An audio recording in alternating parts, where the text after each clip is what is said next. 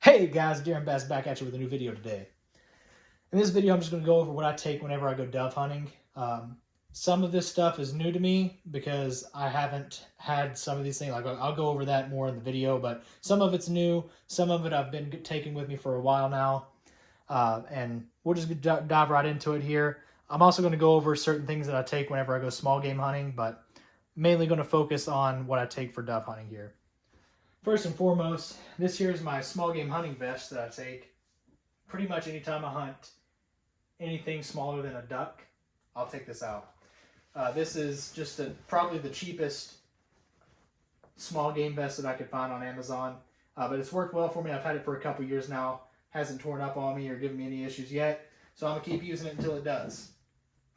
As you can see on here, it's got some shotgun shell holders, and right now I've got 12 gauge number 6 steel shot in there.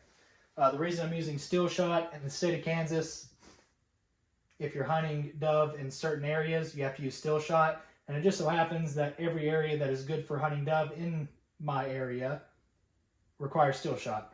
So I went out, I got some number 6 steel shot in here. And each one of these, I load these up. Whatever is left over will go on this one left in the box. And then I keep a whole nother spare on this side, full box ready to go. You're only allowed to take 15 birds in Kansas a day, but it kind of helps me, I can fill this up and get 2 or 3 dove hunts out of it without having to fill it up, versus if I just took one box, I'd have to replace the box pretty much every time I go. You got to factor in you're going to miss a few while you're out there, and you kind of burn through shells faster than you think a lot of times. So I always make sure I have 2 boxes on me just to be safe. And then that way, even if somebody else is hunting with me, they come out and they forgot their shotgun shells or whatever, I've got a spare box so everybody can go home with a couple birds, hopefully. Moving on here, this is usually my range bag, but whenever dove season comes around, this becomes my decoy bag. Now, I usually actually don't hunt with decoys. I use kind of an older school method where in the fall time, the leaves are kind of falling on the ground. That spinning motion kind of looks like the dove landing in the field. So usually I'll try to find a tree to hide next to that has that. You'll usually have early morning a bunch of dove coming down to that field, landing where those leaves are. But it's not as effective, nearly as effective as decoys. I usually get 2 or 3 birds. But if you got decoys, especially if you got them set up right in the good area, you'll kill probably limit in a day. But we're going to go over the decoys that I have now. So, for starters, we've got 4 of these little Mojo tweeters, I think is what they're called. I can't remember the name off the top of my head. But basically what these do, it's going to do the same thing that what I was talking about, the leaves falling off the tree do. It just simulates the birds landed on the ground. They're kind of picking around in the grass eating. That's what that's going to simulate. They've all got their own little determined cycles to go through. So like this, and they'll go and stop for a little bit and then go. A couple of them go pretty much constantly. And it just kind of simulates dove in a field, kind of picking around, flapping their wings, doing dove things. We'll have to move this out of the way just a little bit here so I can get the next one out, because this is another Mojo product. This is their landing dove, and I'll pull everything out here and kind of get it together for you and talk about it. So this one just kind of simulates a dove landing out in the field. This is going to be the main one that's going to draw attention, and then these 2 are going to be 4 are going to kind of pull them to that area more and have them land in. So basically here, you got these 2 little cardboard wings. This thing's like, I think, $20 at Bass Pro. So it's a pretty good buy. I have to say, if you can only get 1 decoy, I would get this one. Like I said, this is going to be the main attention grabber. Those 4 are going to kind of pull them down to try and land in that area to get you in a good shooting range. This is what's going to actually pull the dove over to you, though. So basically, you put the wings on, you turn it on, and the wings just flap constantly. Takes 4 AA batteries. Each of these take 3, so you need 16 to get all these up. And they'll last several days on those AA batteries. But these decoys are kind of new to me. I've watched a bunch of reviews on them, and I feel safe enough to say that I can recommend these. We'll see more about it whenever I go dove hunting this weekend. Hopefully I'll put a video up for you guys and you can see the proof of them actually working as well.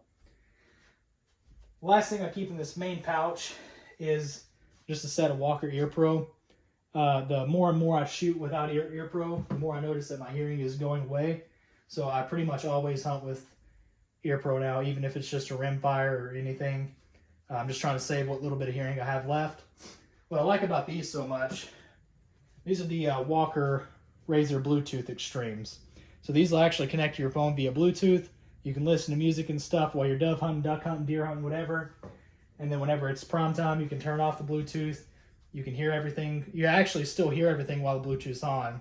But you can turn it off the Bluetooth as well, so you can hear a little bit better. And again, it has the same noise canceling. You make a loud clap or shoot a gun or whatever, it cuts the sound completely so you don't hear anything. Going over this front pouch, we're going to move the shotgun. We'll go over that last. So front pouch here, I keep iPro in here. I'll talk about that in a second. And then extra AAA batteries for my Ear Pro. The iPro I keep in here mainly whenever I hunt public land. You don't really know how other people shoot and what their etiquette is. I don't like to get pelted in the face with, you know, a bunch of number 6 or number 7 shot pellets. So having that iPro can probably help you out, maybe even save your eyes if you wear it. If there's anybody out there, whenever I go, I'm probably going to throw those on unless they're not directly across from me. Again, just a little safety precaution to make sure I keep my eyesight a little bit longer. Moving this pouch, we've got a little razor scalpel replaceable blade knife. Usually I don't even use this to skin dove out. I'll just, pull the feathers off the breast, rip the breasts out, and then if I need to cut anything off, I have that so I can. That's really in there in case I want to go ahead and take the breast meat out and just, have just the meat instead of the bone and everything else.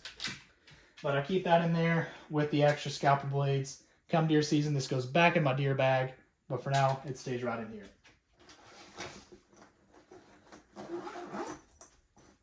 Moving on to this last pocket here. Literally just a pair of gloves. I keep the gloves in here because some of the public land here in Kansas has some rough spots you have to go through to get to the really good spots. And I like to just make sure I have a pair of gloves in here so I can hold thorns and stuff out of the way. Also, these have got the rubber padded knuckle protectors. So if you got to fight somebody over a dove spot, you're good to go.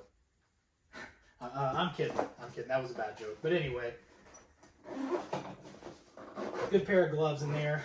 Mainly, like I said, for if you've got to go through some thick thorns or thickets or anything, you can kind of use those gloves to grab those thorns and stuff, keep your hands from getting all cut up throughout the day, and make it just a little bit more enjoyable hunt. The spots that I'm going to probably won't have anything too crazy. At the most, it'll have some thorns on the ground that I might have to step over or something, but I like to keep them in there still just in case I decide to change my spot and I go to a new spot that's pretty crappy.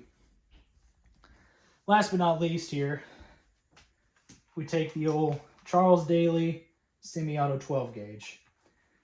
Now usually I like to hunt dove with a 20 gauge. I kind of have the same rule with dove as I do with pheasant and quail. I feel like 12 gauge is a bit big, a bit too many pellets to go after dove and quail and pheasant with. But at the same time, Kansas only has steel shot and 12 gauge, or at least the areas that I live. I can't find 20 gauge steel shot anywhere. So I'm taking out the semi-auto 12 gauge. Should be a good time. It'll give me 3 shots and semi-automatic, so it'll probably be a better option anyway. And pretty much everybody out here uses 12 gauge for dove, so it probably doesn't eat them up too as bad as I think it does. If I'm not using this semi-automatic 12 gauge, I'm using my over-under or pump action 20 gauge. That's really the only difference. The pump action is a Remington 870 Youth that has a regular size stock on it. And the over-under is the TriStar Arista. The TriStar Arista, I run a modified choke on top with an improved cylinder on bottom. I've talked over that in my in-depth review for each of those guns. But that's pretty much it, guys. If you wanted more videos on like small game stuff that I do or even small game hunts, I'm going to try to get set up and do a dove hunting video this weekend while I'm hunting. depending on how much action we get. Just let me know, though, if you want to see more videos like that, more videos like this, and I'll put some more content out for you guys. Other than that, if you enjoy the video, like, comment, subscribe. If you have any questions, comment, and we'll see you around.